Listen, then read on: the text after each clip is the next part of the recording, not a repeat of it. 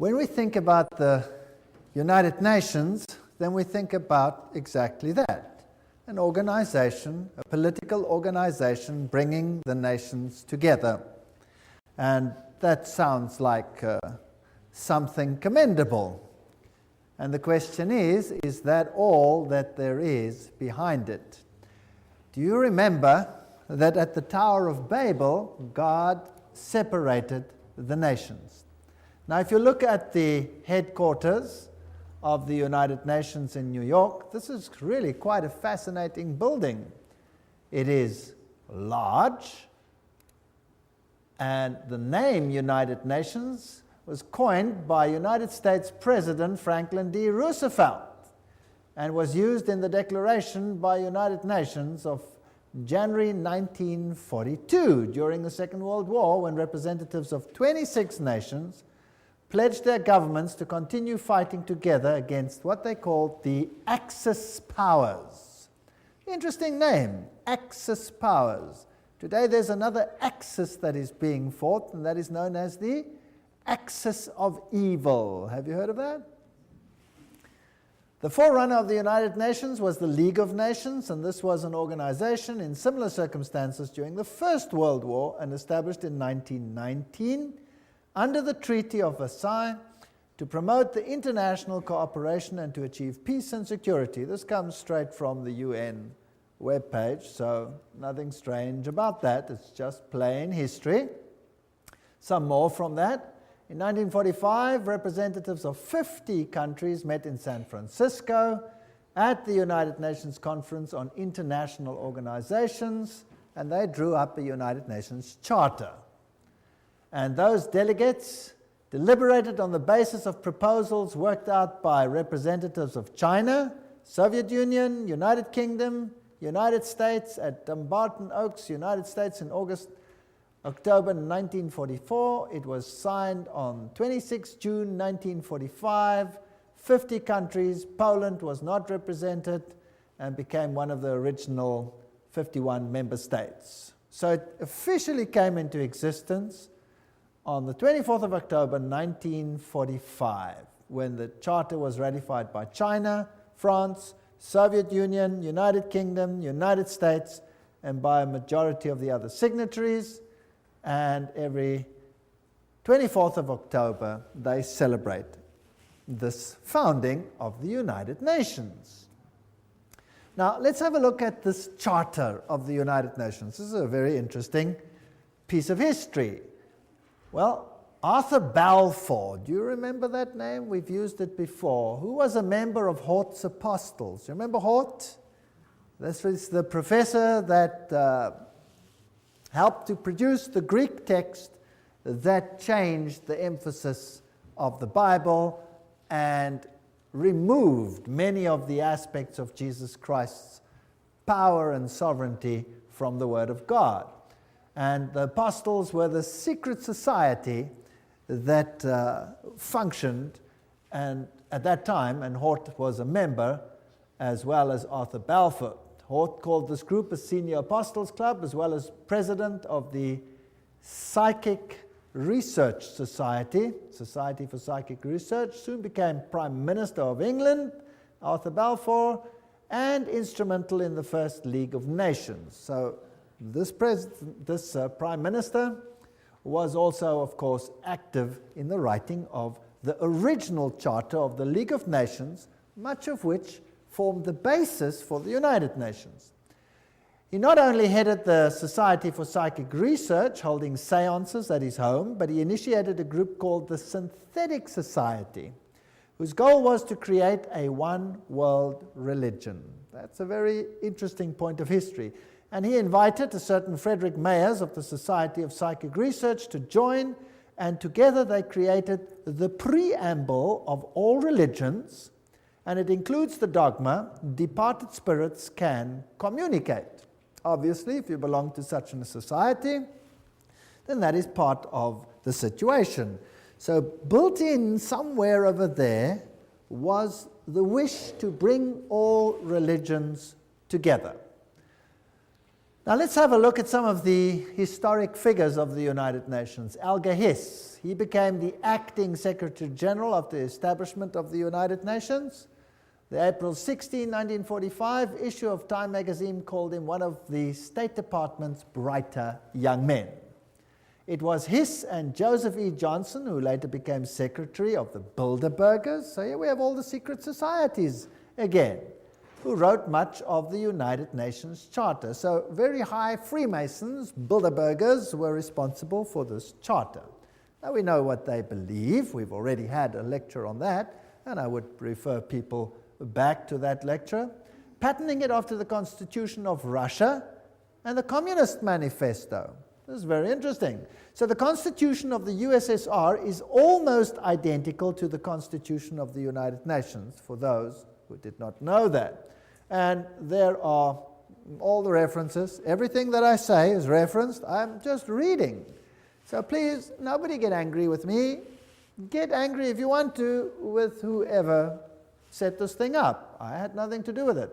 Remember that I also pointed out in previous lectures who the responsible persons were for trying to bring all the nations together in a unitary government, and then behind the scenes, another organizations to bring all the religions together. But this was not the primary or public domain. This was more the secret domain. Winston Churchill, he was the one who was also responsible, of course, after the war in setting up this whole organization. The creation of an authoritative world order is the ultimate aim towards which we must strive, and the United Nations formed part of that. Charles de Gaulle, who was also instrumental, nations must unite in a world government or perish. So the big figures involved had this philosophy. Then there is a man, I don't know how to pronounce his name, Trygve Lie. The first official UN Secretary General was a high-ranking member of Norway's Social Democratic Party, which was, by the way, an offshoot of the Third Communist International. And then came a man, Dag Hammarskjöld. And he was the second Secretary General. He was a Swedish socialist. He openly pushed communist policy. And then came U Thant, the third Secretary General, and he was a Marxist. So here you can see how the philosophy in the beginning was programmed. Now, I would like you to understand that this is not a method to go anti-capitalist, because the United States was a signatory of this charter. So why would the United States actually sign something that was so obviously contrary to their own philosophy? Well, if you remember the Hegelian principle, where two opposing viewpoints are set into the world, and neither of them is really the viewpoint you want to achieve, what you really want to achieve is a synthesis between the two. So what you see actually is you see socialists in the overriding capacity of Secretary Generals, although whether they have Marxist leanings or capitalist leanings at that level doesn't make any difference. The method is just to bring about a synthesis, which is the desired government of all of them. So out of this chaos, you eventually get whatever you want. Now, U Thant, he was, of course, one of the earliest Secretary Generals. He said, "World Federalists hold before us the vision of a unified mankind living in peace under a just world order. The heart of the program, a world under law, is realistic and attainable." Just to remind you of what we have said before. And of course, behind the scenes, always you have the papacy. As you can see in all of these lectures, the papacy always very heavily involved. Here is Pope Paul VI with Secretary General U Thant. Now this man was a Marxist. Or let's rather put it this way. Publicly, he pushed a Marxist agenda. But if he was a true insider, then he had neither agenda, and this was just for an appearance sake, as Hegel also said. So it is not surprising that here we have a handshake with another Secretary General, whose name was Waldheim. Now, what was the agenda, or what was the political view of Waldheim? Anybody know? Anybody want to venture a guess? Became public knowledge, and there was a huge outcry as a result. He was a Nazi. Yes. So you can see the Hegelian philosophy coming out here. There you have Marxism, antithesis. There you have Nazism, thesis, in between, synthesis. So it didn't really matter which of the philosophies they espoused, as long as the end result was the same. Pope Paul VI, by the way, is the first one to introduce this bent cross or broken cross. Let's read about what this means. Pope Paul VI wrote a papal encyclical that called on the nations to abandon sovereignty to form a world government. So the Pope himself was behind this and actually called for such a government. And about this twisted cross, here's the quote for you. Paul VI made use of a sinister symbol used by Satanists in the 6th century that had been revived at the time of Vatican II. This was a bent or broken cross on which was displayed a repulsive and distorted figure of Christ, which the black magicians and sorcerers of the Middle Ages had made use of to represent the biblical term mark of the beast. Interesting quote. Yet not only Paul VI, but his successor, the two John Pauls, carried that object and held it up to be revered by the crowds, who had not the slightest idea that it stood for Antichrist. So that's a quote that's very interesting about the broken cross and what it stands for. So these are the figures behind, or the movers of the United Nations. A pope calling for such an order, the Secretary Generals picking it up, reiterating it on both sides of the political divide so that it would seem fair to both sides of the philosophy. Now, what about the spiritual aspect? There's one interfaith organization that is called the Temple of Understanding. And it has a newsletter which is called World Goodwill Newsletter. Now, we have to see what authority such an organization has, because there are many little organizations and they could just be, irritating little piddly little organizations. So who are these people who formed the Temple of Understanding with a newsletter, the World Goodwill Newsletter, an organization affiliated to the United Nations? It's always good to look at the founders. Well, founded by Juliet Hollister in 1960, the Temple of Understanding has one of its goals, the creation of a spiritual United Nations. In its work to promote understanding between religions on the basis of the oneness of the human family. Sounds good. The Temple has numbered among its members and supporters such influential world servers as U Thant himself. Well, there's the Secretary General. You can't go much higher than that. Eleanor Roosevelt. That's interesting. Thomas Merton, Jawaharlal Nehru, Anwar Sadat, Radhakrishnan, in addition to the main center of New York. So these are the top movers. So this is not some sort of little organization operating somewhere in the wings. This is a hub organization. And from where did they operate? Well, they were based at the Cathedral of St. John the Divine. That must be getting pretty boring by now, right? Always the same thing. The temple has active chapters in India, in the UK, representatives in Africa, Latin America, Asia, Middle East. This is a universal movement to bring all religions together. Now let's have a look at this interesting cathedral. There it is, the Cathedral of St. John the Divine. The cathedral is located at the 112th Street in Amsterdam Avenue, one block east of Broadway, the largest cathedral in the world.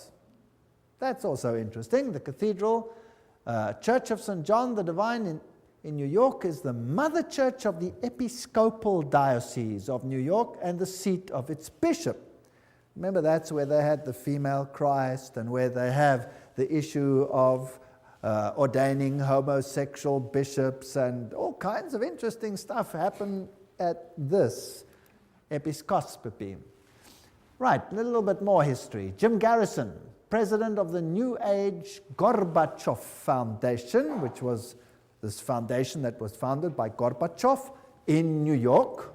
He said, we are going to end up with the world government. It's inevitable. There's going to be conflict, coercion, and consensus. That's all part of what will be required as we give birth to the first global civilization.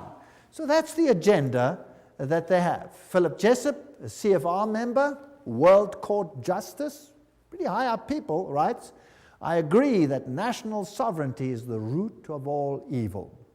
So nations will obviously have to relinquish their sovereignty to this organization without it appearing as if they're doing so. The Humanist Manifesto 2 states, we deplore the division of mankind on nationalistic grounds.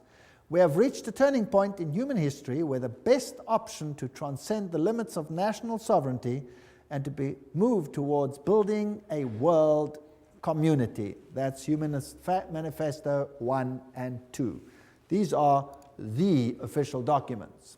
Now this is a very interesting man, Robert Mueller. He's the former Assistant Secretary General to the United Nations, but he is today the mover in the spiritual field within the United Nations. He's also called the Prophet of Hope of the United Nations. He wrote, we must move as quickly as possible to a one-world government, a one-world religion, under a one-world leader. That's very, very interesting. So these are the top movers. Now, the philosophy, I'm always interested in what the philosophy is and who's behind it. And again, we pick up the same old names over and over and over again. In the Aquarian Conspiracy by Marilyn Ferguson, a survey of New Agers showed that the leading influence on their spiritual awakening was, again, Pierre Teilhard de Chardin. Do you remember who he was? Jesuit priest. You see, they have Catholicism, the Jesuits, the top movers in the United Nations. Now, what did Robert Mueller, the former Assistant Secretary General, have to say?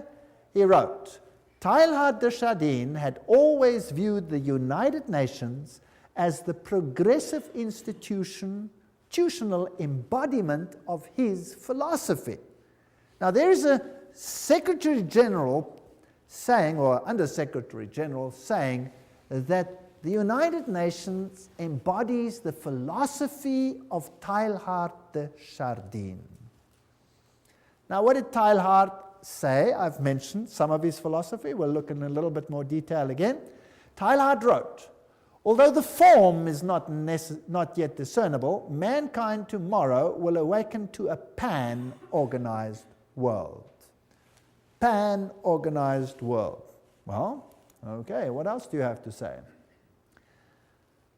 Teilhard de Chardin influenced his companion, Father de Brévry, who inspired colleagues who started a rich process of global and long-term thinking in the United Nations, which affected many nations and people around the world.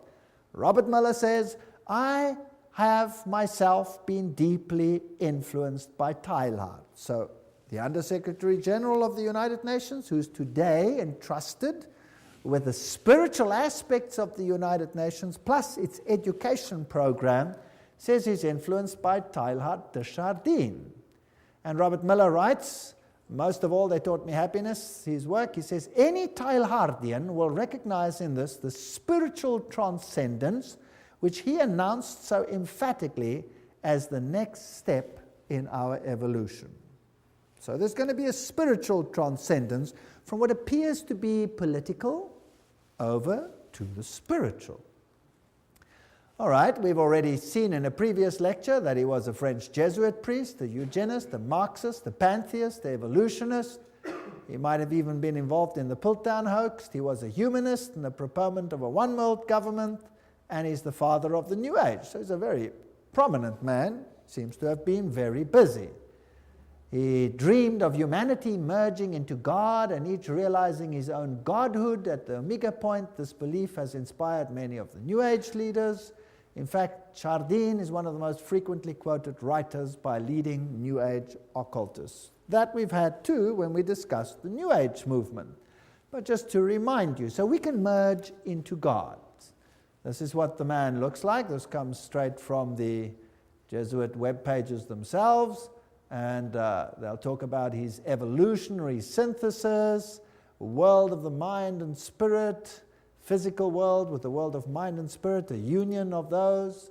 And here are a few of his quotes. Just to go into a little bit of detail, this is the spirit of the philosophy of the United Nations. Interesting. It is a law of the universe that in all things there is prior existence. Before every form there is a prior but lesser evolved form. Each one of us is evolving towards Godhead. So we are all becoming God. Wonderful philosophy. What I'm proposing to do is to narrow that gap between pantheism and Christianity by bringing out what one might call the Christian soul of pantheism, or the pantheist aspect of Christianity. That's fascinating. So God is in everything. God is not a separate entity. We ourselves are God, or part of God. If you are a pantheist, that's what you believe. I can be saved only by becoming one with the universe. That's pantheism. It's also the philosophy of Buddhism. I believe the Messiah whom we await, whom we all without any doubt await, is the universal Christ, that is to say, the Christ of evolution. Right, that's Teilhard de Chardin's philosophy. Isn't that interesting? So, unfortunately, I cannot agree with one single iota of that philosophy. It's not biblical. In fact, it's blasphemous. A general convergence of religions upon a universal Christ who satisfied them all. That's what Teilhard de Chardin said, Christianity and evolution. This is his quote. His quote. So a convergence of religion that satisfies them all. And he saw the United Nations as the embodiment of this philosophy. That seems to me the only possible conversion of the world and the only form in which a religion of the future can be conceived. That means everybody must come together. Now, how do you get all the religions to come together and to bury the hatchets and their differences? You create a pain of separation, chaos, that exceeds the pain of unity. Is that understandable? That's how you do it. That's Hegelian philosophy. That is Freemason philosophy. So today we're in the pain stage, and the next phase will be unity or inexplicable pain. That's the choice. And mankind will quite readily choose which one? The lesser pain, obviously, to survive. Now let's have a look at all these secretary generals and whether they are actually embodying this philosophy or not. This is Dag Hjalmar Agne Carl Hammarskjöld. He was the Secretary General of the United Nations from 10 April 1953 to 1961. Then he met his death in a plane crash, and he was the fourth son of the Prime Minister of Sweden during the years of World War I. He was the first one. Now, what did he do in the United Nations? Well, one of the first things he did was to produce or create a prayer room. And there it is on the left-hand side. A stone in the middle of the room was placed to tell us we may see it as an altar, empty, not because there is no God, not because it is an altar to an unknown God, but because it is dedicated to the God whom man worships under many names and many forms. Very interesting. So there is this prayer room with only this stone altar, which is built to be shaped like a rectangle, if you like, which has certain interesting meanings, and the whole building, the whole room, has the shape of a trapezoid. Now, what does that mean? Well, there's also an all-seeing eye, and that symbol that we see over here amongst the Hittites is also the symbol, if you look carefully, of the United Nations, which has the laurel wreath and which has the face up there, which is just replaced with the earth. Now, Perhaps the best way to comprehend what the all-seeing eye represents is to examine the architecture of the meditation room of the United Nations building in New York. The meditation room is shaped as a pyramid, a trapezoid. Without the capstone, inside the room is dimly lit, but coming from the ceiling is a narrow but concentrated pinpoint beam of light which radiates down to a bleak stone altar. On the wall straight ahead is a breathtaking modernistic mural that is dynamically endowed with occult symbolism. Containing 27 triangles and various configurations, a mixture of black and white and colored background and a snake-like vertical line. At the center is the all-seeing eye, which grips the millions of annual UN visitors with its stark, beckoning image of suspicion and omnipresence. This is the quote from Tex Mars. And some more quotes. The meditation room faces north-northeast. To enter the room, one must proceed from darkness into light. Indeed, the middle order of the Satanic Brotherhood is called the Order of the Trapezoid. That's very interesting. And Anton LaVey, who is the founder of the Church of Satan, refers to an occult principle known as the law of the trapezoid. So we seem to have a very occult room here, which is dedicated to a god that can be served under any name. The one that I know has one name. One name. One could tell several moving stories, writes Robert Miller, the spiritual godfather, if you like, of the United Nations and the former Under-Secretary General. One could tell several moving stories of the spiritual transformation of the United Nations as caused to the point that this little speck on earth is becoming holy ground. For example, the rational intellectual economist Dag Hammarskjöld found God at the United Nations and inspiration for his work as a world servant in the mystics of the Middle Ages. Oh, so he didn't find it from the Bible, he found it where? From the mystics. Towards the end of his markings overflow with spirituality and mysticism. There you are, the words of the United Nations themselves, or their representatives, telling us how this inspiration came about. Now let's go back a little bit to Foster and Alice Bailey. These were Alice A. Bailey, the one who received dictated messages from Dwal Kul, and who is known as the prophetess of the New Age. They started a group called World Goodwill, an official non-governmental organization within the United Nations. The stated aim of this group is to cooperate in the world of preparation for the reappearance of the Christ.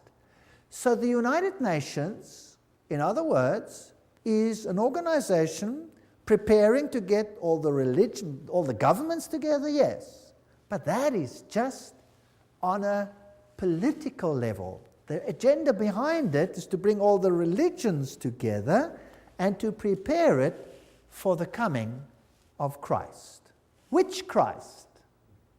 Not Jesus Christ, but the cosmic Christ. Because Jesus Christ is not coming, as we will see in a future lecture, to do what they think is going to happen. Their Christ wants to have a kingdom here on earth. But God says, my kingdom is not of this earth.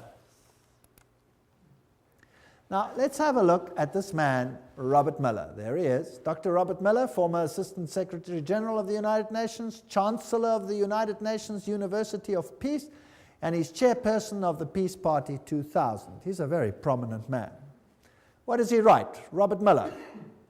Decide to open yourself to God, to the universe, to all your brethren and sisters, to your inner self, to the potential of the human race, to the infinity of your inner self, and you will become the universe.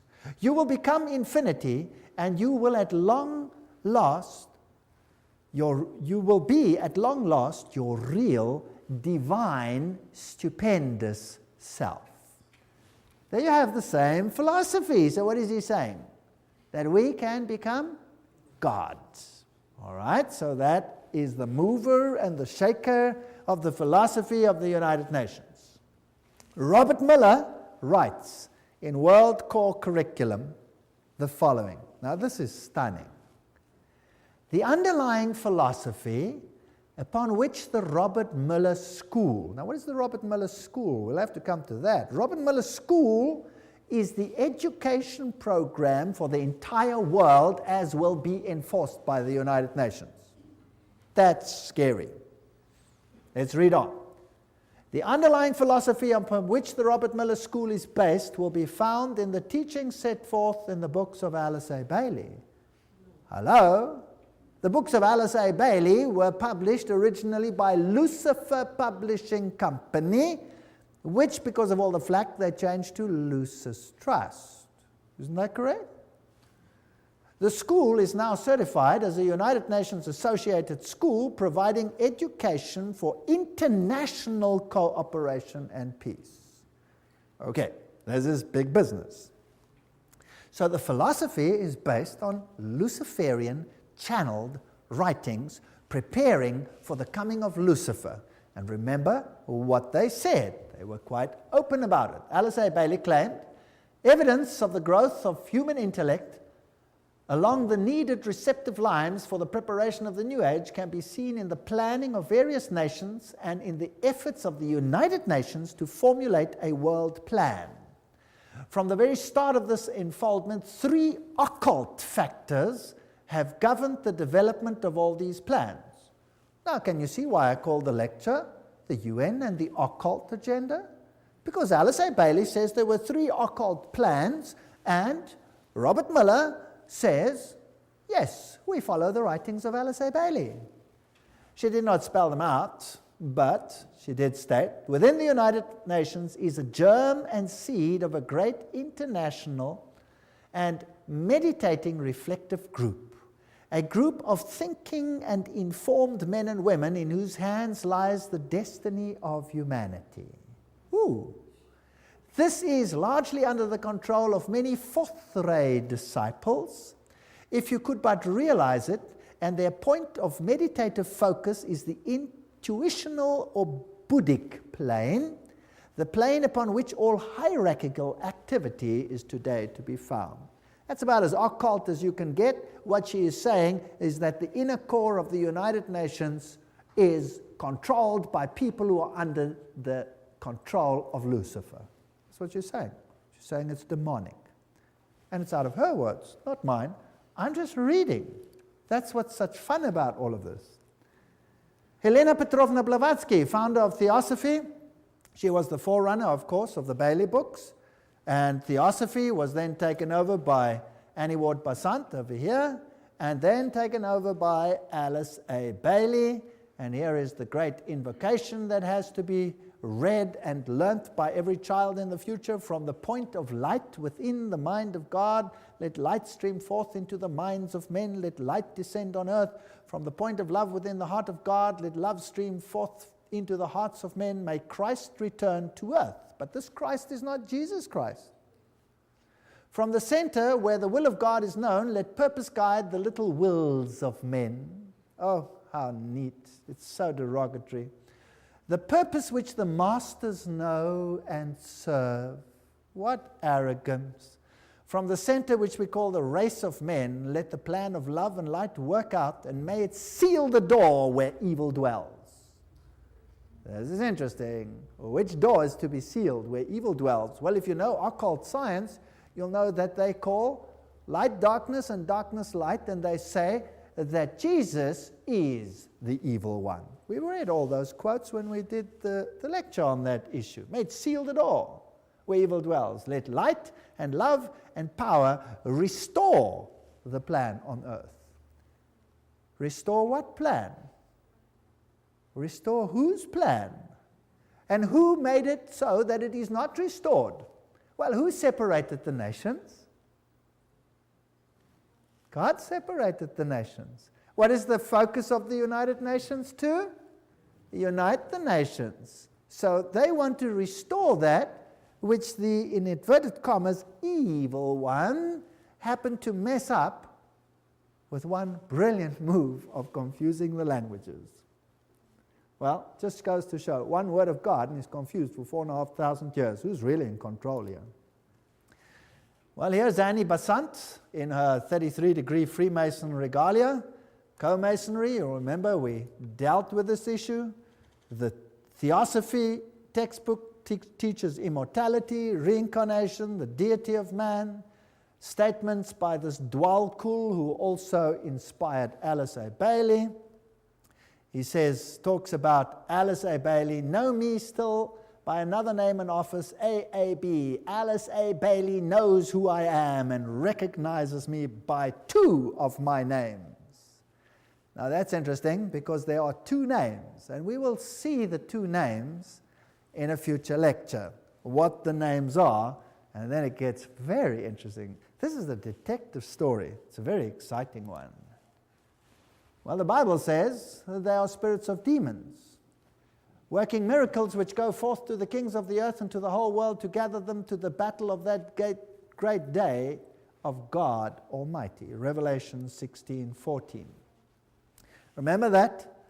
Helena Petrovna Blavatsky, the founder of this movement, of which Alice A. Bailey became the high priestess, if you like, said Lucifer represents life, thought, progress, civilization, liberty, independence. Lucifer is the Logos, the serpent, the Savior.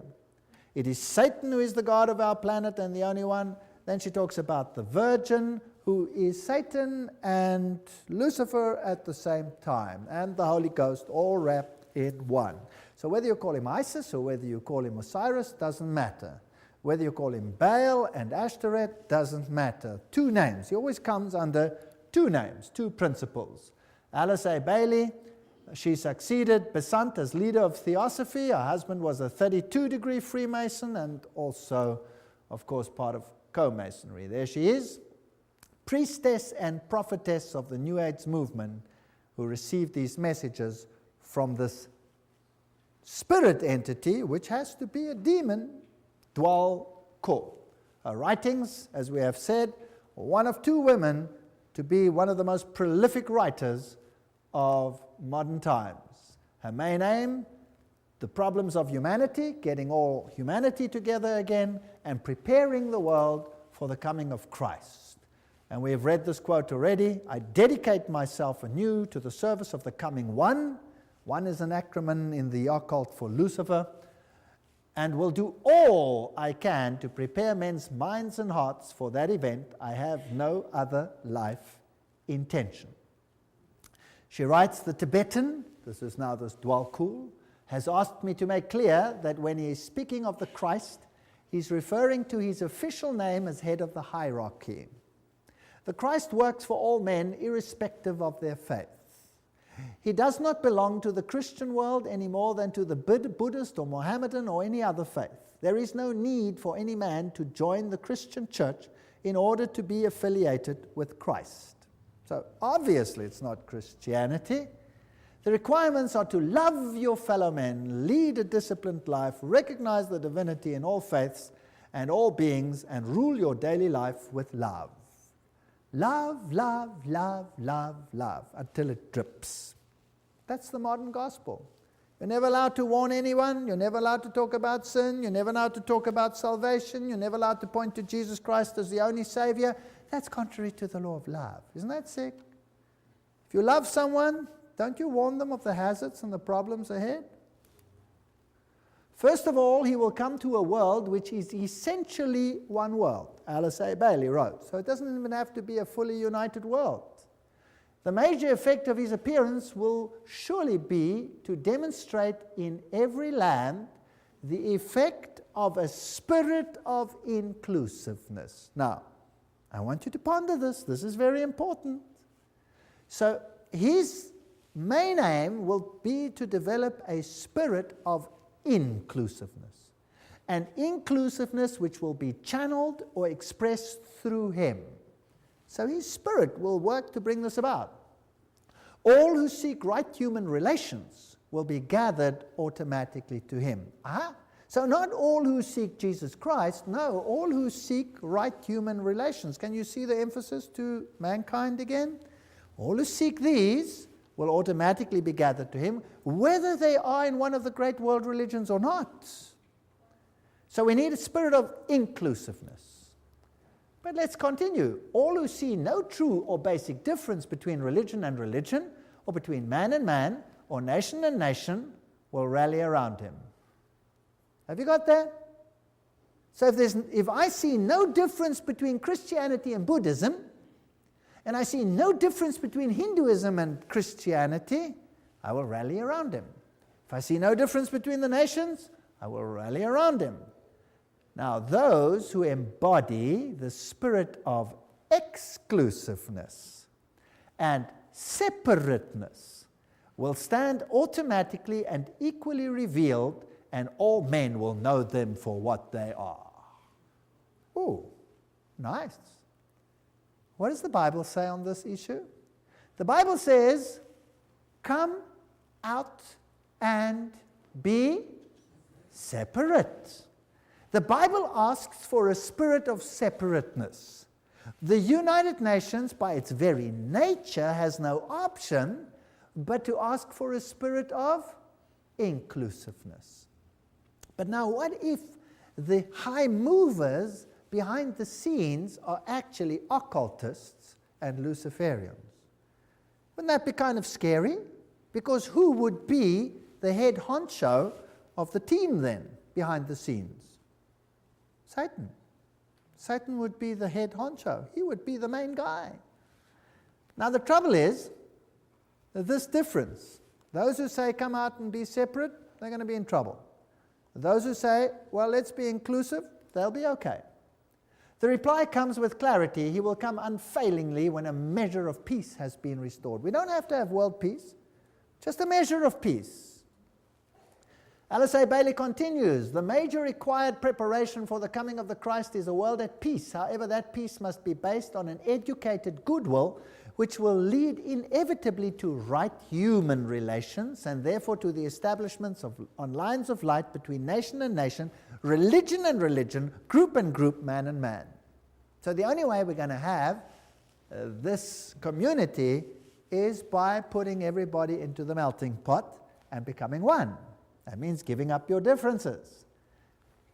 Discover the members of the new group of world service whenever possible and strengthen their hands. Look for them in every nation and expressing many lines of thoughts and points of view. Remember always that in doctrine and dogma and in techniques and methods they may differ widely from you, but in love for their fellow man, that has become the religion of the new world. Not love for God, love for the fellow man. In practical goodwill and in devotion to the establishment of right human relations, they stand with you. They are your equals and can probably teach you much. So forget all about the religious differences. Promote ceaselessly the work of world goodwill so that every nation may have its own group of men and women dedicated to the establishment of right human relationships. The whole power has to shift to man rather than to God.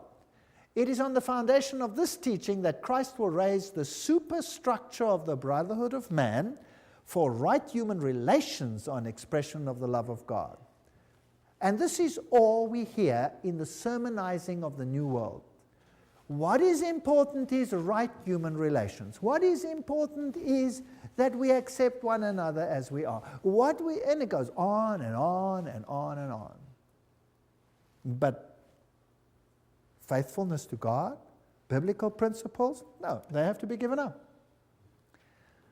Share International says, but the day will dawn when the vision of the United Nations will save the world, and when the reality of the United Nations starts bearing fruit, then the breath of immortality will be a living reality on earth. And there is the spiritual leader of or the present priest, if you like, in the United Nations, the Hindu Sri Chinmoy. He says the United Nations is the way to oneness that leads to the supreme oneness, capitalized. It is like a river flowing towards the source, the ultimate source. And the United Nations becomes for us the answer to world suffering, world darkness, world ignorance. The inner vision of the United Nations is the gift supreme. And this will be realized no matter how many years it takes. The Dalai Lama says in the sphere of international relations, the sense of greater shared responsibility is particularly needed. Today, when the world is becoming increasingly interdependent, the dangers of irresponsible behavior have dramatically increased. Unless we realize that we now are part of one big human family, we cannot hope to bring about peace and happiness. So all the world leaders are saying these things. And the United Nations, with its symbolism of this ancient laurel wreath around a globe, is nothing other than the emulation of an old pagan ideal, which Lucifer once more wants to realize in the world that we live in today.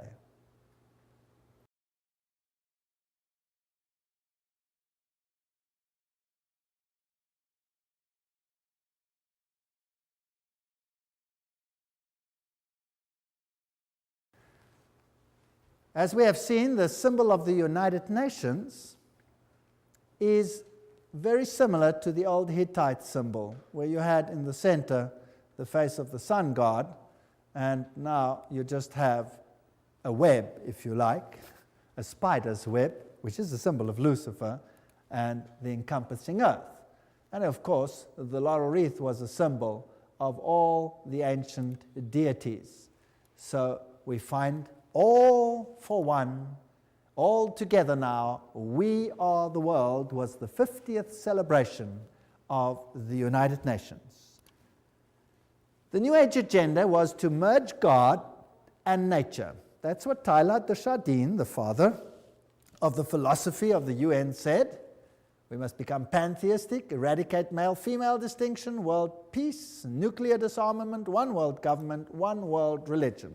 The organizations leading up to this, the United Nations, of course, Council of Foreign Relations, Trilateral Commission, Bilderbergers, Gorbachev Foundation, and the Club of Rome.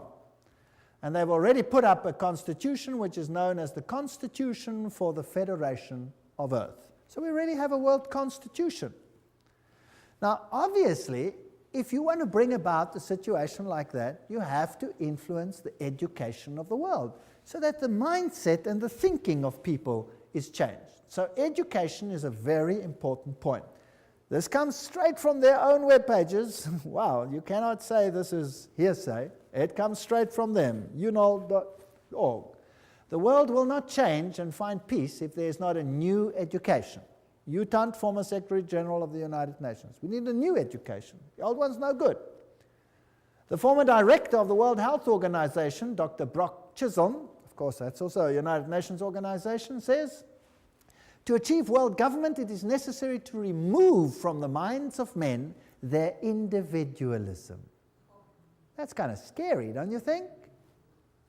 Loyalty to family traditions. Oh, that's even worse. National patriotism and religion's dogmas. Now, these are the movers of the United Nations. Your individualism must go. You must become a number. Just doing what the state says. This is Marxism. The state is supreme and you are nothing but the catechumen, a goyim, or nothing. And you must give up your individuality. Did you know that Christ created us all free agents? Every single one of us? No one to be subject to anyone but God, because only to God can you trust your subjection, because he is 100% selflessness, which he proved when he came to this earth. How would you like to be a subject of Lucifer and be bound by chains to his chariots to do his whims? I would hate that.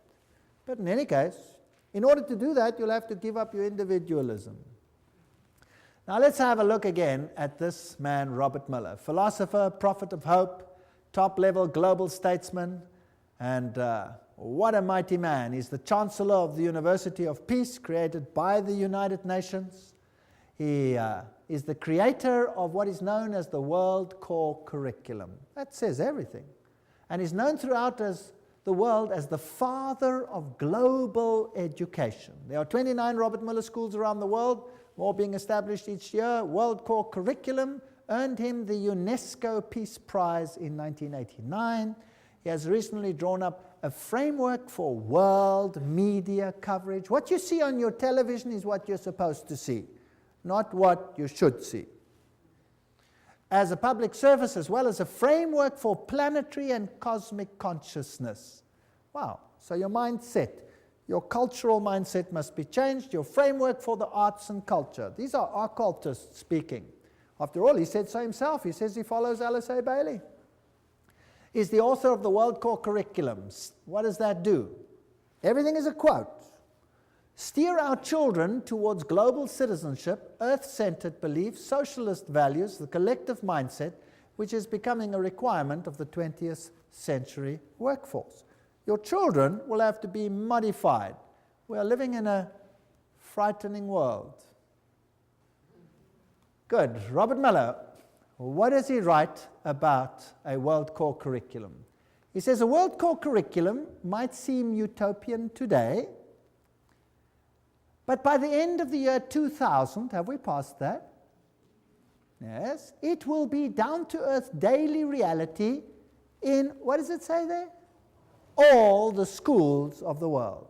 Now, believe you me, I have been in the education system. I officially left the education system 1 month ago. And what I have seen in the last few years, the changes are hair-raising. Hair-raising. If that is what is awaiting us, then God help this world. We've already seen, he says, the philosophy is based on Alice A. Bailey. And World Core Curriculum, this is unol.org, that is their own one. What is their teaching? Our planetary home, place in the universe, our place in time, that's all the evolution stories. The family of humanity, that's global humanity, the miracle of individual life, and the coordinating centers of the world, where they all are, the Robert Muller Schools International. What do they teach? Well, they have, for example, the Shaman Institute, and they have all these nice, interesting occult signs for all the things that they stand for. Eleusis, the all-seeing eyes, humanistic psychology.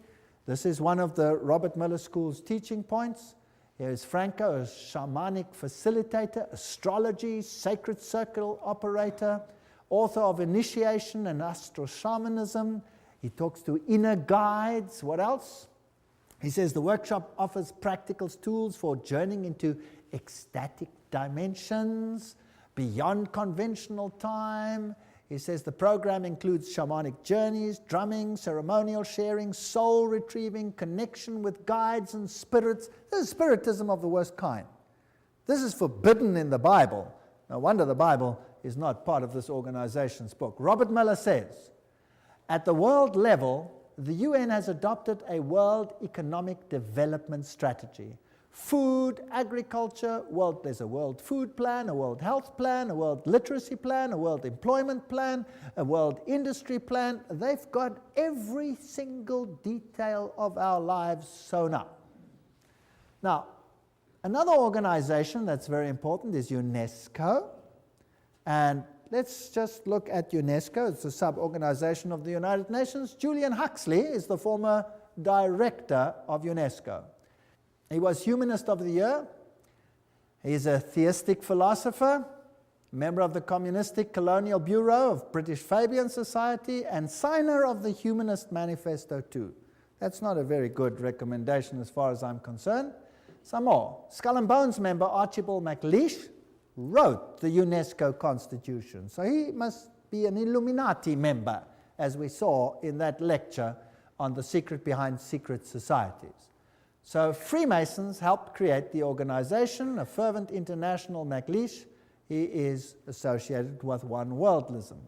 Here's another one. Niebuhr is UNESCO's co-founder, and he signed Siecos. Now, what does that mean? Which appeared in 1969, and they printed it in the New York Times then. What is Siecos? These are the founders. It is the position of Siecos that contraceptive services should be available to all, including minors, who should enjoy the same rights of free and independent access to contraceptive care as do others. It is the position of Siecos that the use of explicit sexual material, sometimes referred to as pornography, can serve a variety of important needs in the lives of countless individuals.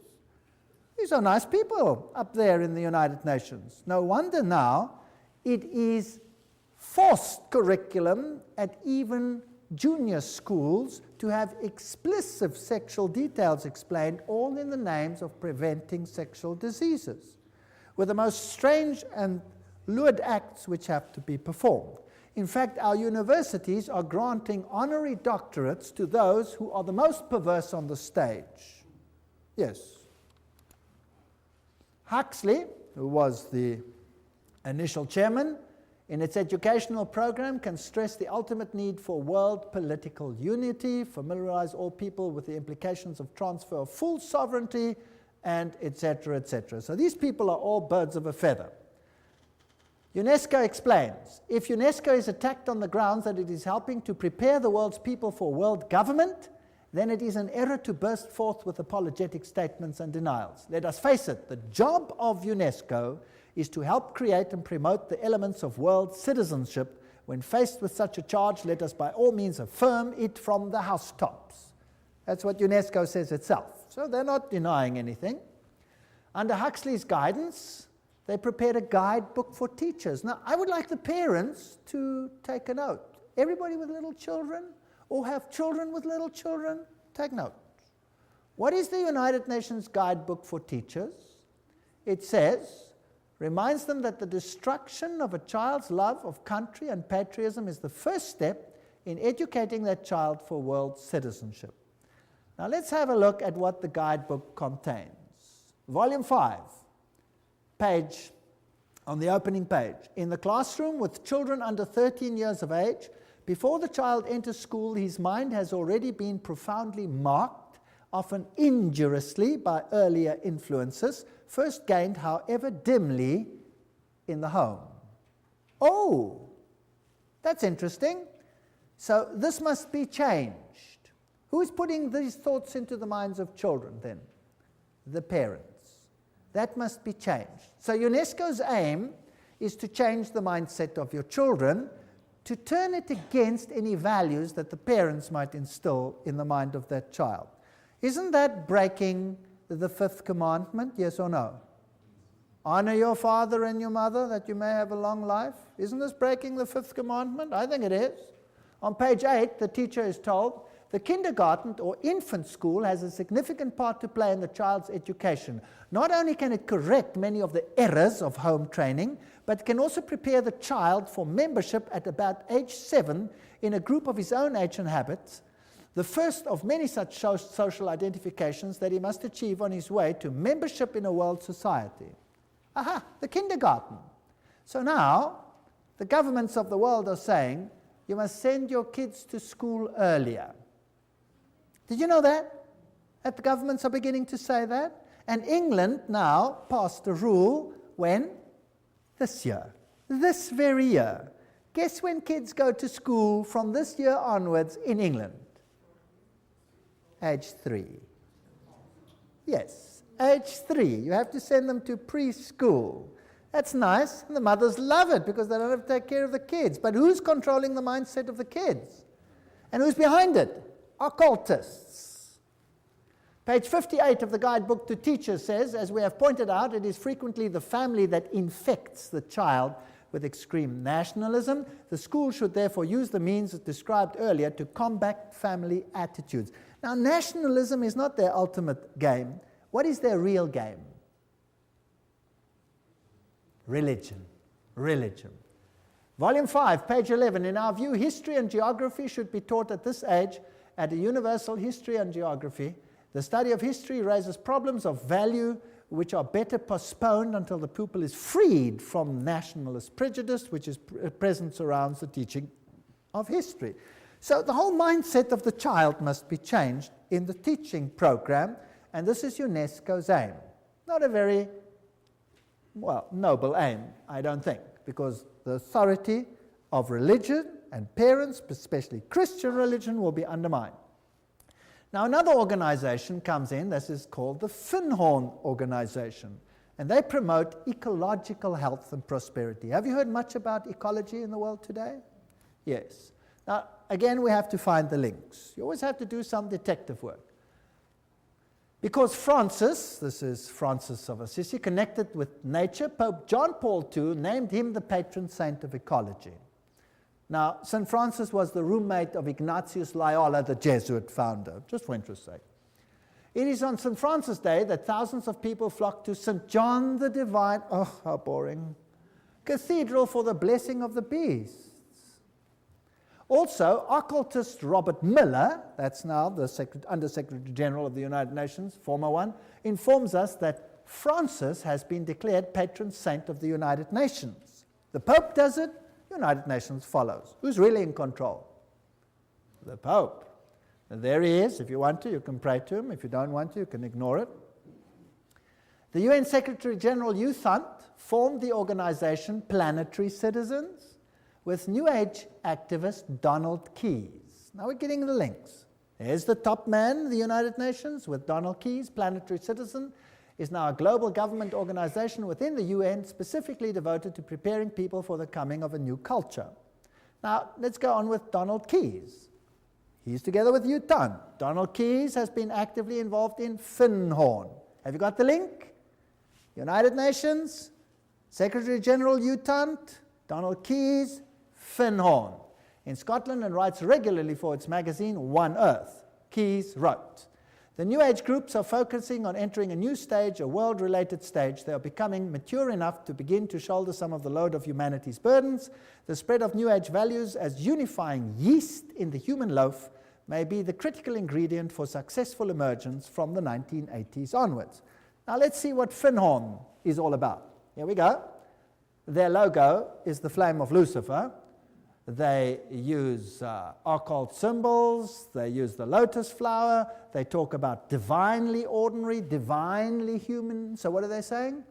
We're God, and God spoke to me. Now who's that God that speaks to them? Well, let's ask their spokesman. This is David Spangler. There's one of his books, Parent as Mystic, Mystic as Parent. So this is what your education is going to do to your kids. Do you know that? David Spangler, co-director, spokesperson for Finhorn community in northern Scotland. That's what he looks like today. Let's see what he says. He writes in the Reflections of Christ, "The true light of Lucifer cannot be seen through sorrow, through darkness, through the rejection. The true light of this great being can only be recognized when one's own eyes can see with the light of the Christ, the light of the inner sun. Lucifer works within each one of us to bring us to wholeness. And as we move into the new age, which is the age of man's wholeness," they love that word, wholeness, "each of us in some way is brought to the point which are termed Luciferic initiation. The particular doorway through which the individual must pass if he is to come fully into the presence of his light and wholeness, Lucifer comes to give us the final gift of wholeness." So who are these people actually worshipping? Lucifer, directly. Lucifer prepares man in all ways for the experience of Christhood. Oh, we become Christ. And Christ prepares man for the experience of God. But the light that reveals to us the presence of the Christ, the light that reveals to us the path of Christ, comes from Lucifer. He is the light giver. He is aptly named the morning star because it is his light that heralds for man the dawn of a greater consciousness. David Spangler. There he says it, straight out. David Spangler writes, "We can take all the scriptures and all the teachings and all the tablets and all the laws and all the marshmallows and have a jolly good bonfire and marshmallow roast because that is all they are worth." Okay. I don't think they like the Bible very much or the law of God. These are the movers and shakers of the United Nations. They're waiting for a new economic order. Well, I'm not going to go into those details. We affirm that the economy of all nations is a seamless web. They want to join it together, and a new international economic order. That's World Goodwill Commentary, all there by itself. "We, the members of the United Nations, solemnly proclaim our united determination to work urgently for the establishment of a new economic international order. The whole world is going to be controlled at every single level by these people. A complete change in the world's financial and economic order is imperative." Benjamin Cream, spokesman for Maitreya. So, UN General Assembly says new international economic order. And so we have all these strange happenings. Buckminster Fuller says, "Don't give me any other job. Just let me be head of the World Food Authority and I'll have the whole world at my feet tomorrow." They're going to use food to create enough tension to make everyone accept this. Benjamin Cream also wrote, "The industrialists, economists, administrators of great experience and achievement who with a hierarchy," that's a bunch of demons by the way, have worked out plans and blueprints which will solve the redistribution problems of the world when the political will is there to implement them.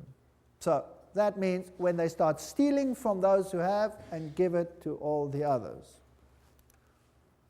Maitreya himself, this New Age Christ. The UN is the major hope of the world. In its interrelationships, we can see democracy writ large, the symbol for the expression of God's will that men call goodwill. With the advent of the Christ, this goodwill will bring all men and all nations into correct relationships and create the necessary circumstances for the expression of that synthesis which will be the outstanding keynote of the coming civilization. In this vast enterprise, the UN will play a major role. Remember Revelation 17? The 10 horns you saw are 10 kings who have not yet received a kingdom, but for 1 hour will receive authority as kings along with the beast. They have one purpose, to give their power and authority to the beast, and they will make war against the Lamb. 10 regions, according to Gary H. Carr, the Club of Rome divided the world into and wrote the new constitution. And we have this new civilization, and it was held at the Fairmont Hotel, Masonic Auditorium in San Francisco. Conference document says, we are experiencing the birth of a first global civilization, a historic, timely global initiative, 1995. And there it was, and they were ready for it. CIA, NATO, MI5, CRI, all of these have occult symbols in them, which we don't have to go into details. The Trilateral Commission, the 666, the 666 is in the Federal Reserve. SSS, that was the original 6th letter of the Greek alphabet. F is the 6th letter of our alphabet. This all spells 666. Now, what about these world religions? Now, this is the crux of the matter. And if we can concentrate on this issue tonight, this will be the hub of what is going to happen. Was it not inevitable that the UN would sooner or later also acquire a spiritual dimension? That's what Robert Miller says, the big man behind world education, world media, University of Peace, all of these things. Robert Miller writes, there's a famous poster which shows Christ knocking at the tall United Nations building, wanting to enter it. I often visualize in my mind another, even more accurate painting, that of a United Nations, which would be the body of Christ. Interesting. Doesn't Christ say, my kingdom is not of this world? So this is another kingdom, and this Christ is definitely not Jesus Christ. He then refers to Pope John Paul said that we are stone cutters and artisans of a cathedral which we might never see in its finished beauty. This is Masonic language that Pope John Paul II is talking about. The tapestry of its work encompasses the total condition of humankind on this planet. All this is part of one of the most prodigious pages of evolution. It will require the detachment and objectivity of future historians to appraise fully what happened in the last third of our century and to understand the real significance of what the United Nations was. No human force will ever be able to destroy the United Nations. Very interesting. For the United Nations is not a mere building or a mere idea. It is not a man-made creation. This is Robert Miller speaking, former Under-Secretary General of the United Nations. If it wasn't man-made, then who made it? Who made it if man didn't make it? Well, they told us who the leader is in so many words. Who is he? Lucifer. Okay. The United Nations is the vision light of the absolute supreme Masonic signal language, which is slowly, steadily, and unerringly illuminating, you know the buzzwords by now, the ignorance, the night of our human life. The divine success and supreme progress of the United Nations is bound to become a reality. At his choice hour, the absolute supreme will ring his own victory bell here on earth through the loving and serving heart of the United Nations. Wow, this is a bomber. He's going to ring his victory bell. Thank you, Robert Miller. What else do you have to say on the issue? Decide to open yourself to the potential of the human race, to the infinity of your inner self, and you will become the universe at long last, your real divine self. That really puts it all in the picture. I'm more and more drawn to some of the very simple but extremely important teachings of the Christ and of all the great prophets and visionaries. I'm increasingly convinced that what they foresaw is the beginning to become a reality on the planet, and that humanity is transcending or metamorphosing itself into what those great dreamers and visionaries and prophets envisioned. We're changing. We're going to undergo a change. The world's major religions in the end all want the same thing. Do they? Even though they were born in different places, different circumstances, what the world needs today is a convergence of the different religions in the search and definition of the cosmic and divine laws which ought to regulate the behavior on this planet.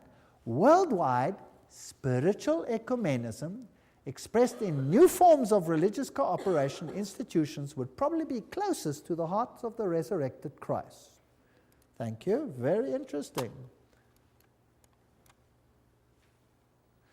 Peace will be impossible, Robert Miller speaking, without the taming of fundamentalism. Through a united religion that professes faithfulness only to the global spirituality and the health of the planet. So fundamentalism has to be tamed. Let's start with Islam. Where do you think they will end? Certainly with Christianity. The New World religion must be based on those truths which have stood the test of the ages. They are steadily taking shape in human thinking, and for them the United Nations fights. My great personal dream, writes Robert Miller, is to get a tremendous alliance between all the major religions and the United Nations. Well, this is fascinating stuff. There will not be any dissociation between the universal church and the sacred lodge of all true Masons and the inner circle of the esoteric society. That said Alice A. Bailey. Robert Miller says that's their philosophy. So there you have it. Freemasonry, Luciferianism. This is the kingdom on earth. June 1995, an Interfaith Summit conference was held in San Francisco for the purpose of uniting the world's religions into a global organization, the United Religions Organization, called UR. It will be an international, interreligious organization modeled after and affiliated with the United Nations, according to its literature, so it's Howard Dispatch Ministry. The URO launched its written charter in June 1997. The institution should be fully in place by June 2000, globally operational by June 2005. How far is that off? Oh, that's just around the corner. I get excited. Cooperating closely with the UN and its organizations to complement the UN's political, diplomatic, etc. The Interfaith Conference, Anglican Bishop William E. Swing issued the challenge for a new global civilization. He said, "We stand on the threshold of a new world order that may be defined either by an increasing polarization that fuels a spiral of escalating conflict and violence, or by growing global cooperation that calls the human race to work across national, ethnic, and religious boundaries to serve a larger global good." See where we're heading? Robert Miller, and this is very exciting, Dispatch magazine. Do not worry if not all religions will join the United Religions Organization. Many nations did not join the UN at the beginning, but later regretted it and made every effort to join. It was the same with the European community. It will be the case with the world's religions, because whoever stays out or aloof will sooner or later regret it. Wow. Now, that's fascinating. Where are we going? Sooner or later regret it. This man over here is Joseph Reed. He's the Under Secretary General of the United Nations currently. And here he's speaking at a huge convention of Seventh-day Adventists. And he's going to tell them exactly who is going to be in control. Let's listen to him. I make this appeal because the United Nations is also your organization, our world organization, your United Nations. Delegates, please remember, the United Nations is the only machinery we have for collective cooperation among all nations. It is the only worldwide institution for furthering development. The United Nations is the only universal mechanism for protecting human rights. The United Nations is the only shared framework for strengthening international law.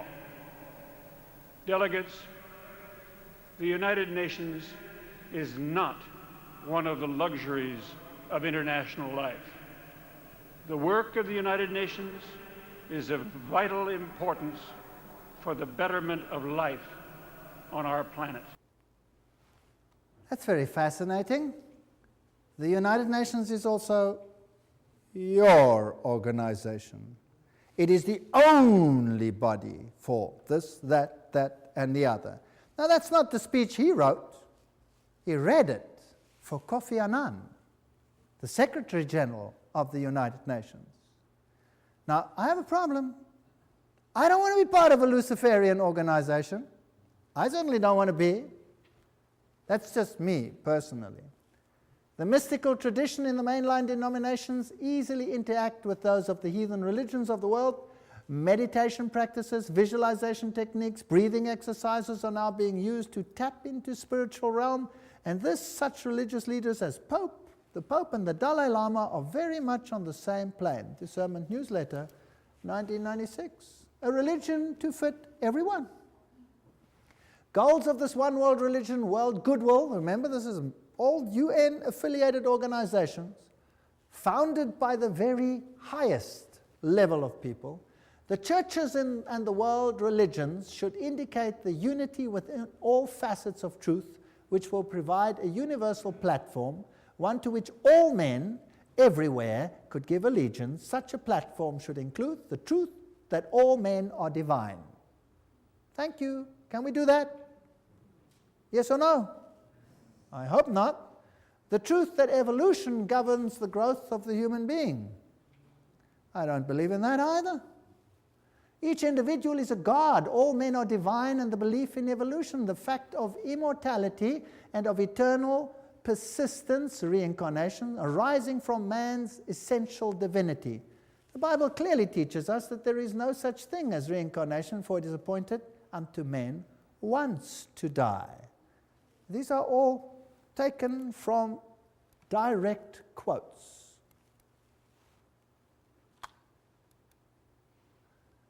Preparation by men and women of goodwill is needed to introduce new values, new standards, and new attitudes, prepare for a coming world teacher, requirements of a new world order, and a reorganization of social structure. I want nothing to do with that. I want nothing to do with that. Alice A. Bailey writes, the same old formulas, the same old theologies, the same old interpretations are deemed adequate to meet men's modern needs and inquiries. They are not. The church today is the tomb of the Christ, and the stone of theology has been rolled to the door of the sepulchre. Oh, Jesus and his theology, goodbye. Goodbye. She writes, the day is dawning when all the religions will be regarded as emanating from one great spiritual source. All will be seen as unitedly providing one root out of which the universal world religion will inevitably emerge. Then there will be neither Christian nor heathen, neither Jew nor Gentile, but simply one great body of believers gathered out of all the current religions. That sounds nice. But whose religion will it be? They will accept the same truths not as theological concepts, but as essential to spiritual living. They will stand together on the same platform of brotherhood and of human relations. They will recognize divine sonship will seek unitedly to cooperate with the divine plans. Such a world religion is no idle dream, but something which is definitely forming today. World Goodwill Letter, 1993, quoting it. These are United Nations organizations. So obviously, the world is going to move towards this unified platform, and there will be some who propagate a spirit of separateness. Is that correct? Can we see that emerging? And then there will be conflict. And Robert Miller says that those who do not want to go along with this will sooner or later come to regret it. So obviously we're heading for a clash. Thus the expressed aims and efforts of the United Nations will be eventually brought to function, and a new church of God gathered out of all the religions and spiritual groups. Wow. A new church of God.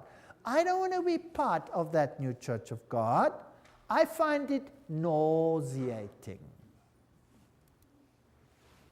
Miller also said, we must hope also that the Pope will come before the year 2000 to the United Nations, speak for all the religions and spiritualities on this planet, and give the world the religious view of how the third millennium should be a spiritual millennium, a millennium which will see the integration and harmony of humanity. Who must be the spokesman for this new world religion? The Pope. The plan is coming together. Revelation is unfolding. This is exactly what the Bible speaks about what will happen. Instead of becoming dejected and miserable, then lift up your heads and start smiling, because we're going home. This is exciting. The world's major religions must speed up dramatically their ecumenical movement and recognize the unity of their objectives and diversity of their cults. Religions must actively cooperate to bring to unprecedented heights a better understanding of the mysteries of life and of our place in the universe. My religion, right or wrong, and my nation, right or wrong, must be abandoned forever in the planetary age. You're not allowed to say Jesus is the only way. It must be abandoned forever. I'm sorry, I will not abandon it. I refuse. And then we had this wonderful meeting. The Pope actually did appear before the United Nations. And then they came together in this massive rehearsal at the United Nations, where they formed this new ecumenical initiative funded by Ted Turner. And the whole world is gathering into one new religious pot under the United Nations. And I saw one of the heads, as it were, wounded to death, and his deadly wound was healed, and all the world wondered after the beast. Revelation 13:3. Joshua 24:15. And if it seems evil unto you to serve the Lord, choose you this day whom you will serve, whether the gods which your forefathers served that were on the other side of the flood, or the gods of the Amorites in whose land you dwell. But as for me and my house, we will serve the Lord. That's the decisions we have to make. Those are the issues before us. And the sad thing is, I'm not making this up. I'm just reading it off the screen. I'm really not making this up. I wish I was, but I'm not. So we are actually facing a crisis situation. But in the lectures that are now coming, we will have to look at the other side of the coin. We've had enough of this side of the coin, don't you think? I'm sick to death of it already. Now let's have a look whether God has an answer to what Satan is planning. Now I had handed out another little card over here, and I've got a question on there. I'm beginning to see that the battle is not really political. Did you see that tonight? The battle is not really political, but religio-political. They want your allegiance and your mind. I see that the devil has it so set up that the whole world, and even if possible the very elect, are to be deceived and mesmerized by his devices. By God's grace, the second point, I do not want to be one of those that are deceived. I see that it is more than just being aware of the problem. I see that I will have to make a concerted effort to find truth and to become and remain undeceived. What is the only channel whereby we can find out the will of God? You tell me. The Bible. If God hadn't given us the Bible, we would be hopelessly at sea. Thank God, God gave us the Bible. What would we do without it? I wouldn't know where we're going. It would all seem logical. It would all seem okay. Everybody would be happy to climb onto this bandwagon, right or wrong. I want to know how Jesus will be victor in this controversy. All we've seen is Satan build up his kingdom. And that's exactly what the book of Revelation is about. I'm interested in learning more and to plan to attend the next lectures, because this is where the counter plan of God will start to be discussed. We're now going to go back to the Bible, and we're going to find out what God has in store for us.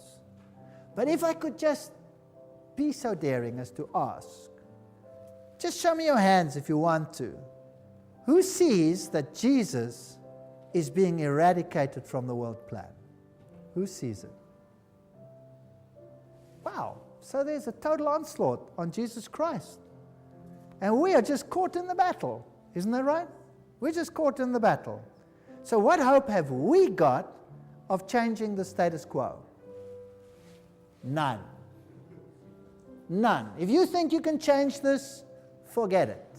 We have no hope. Who is our only hope? Jesus Christ. He is our only hope. Without him, we are nothing. And that's why I can stand here today, because I know there's nothing I can do, but he can do something. He's even made it possible for me to stand here and speak to you. Isn't that great? All things are possible. Do you know that I've given these lectures in a Masonic hall?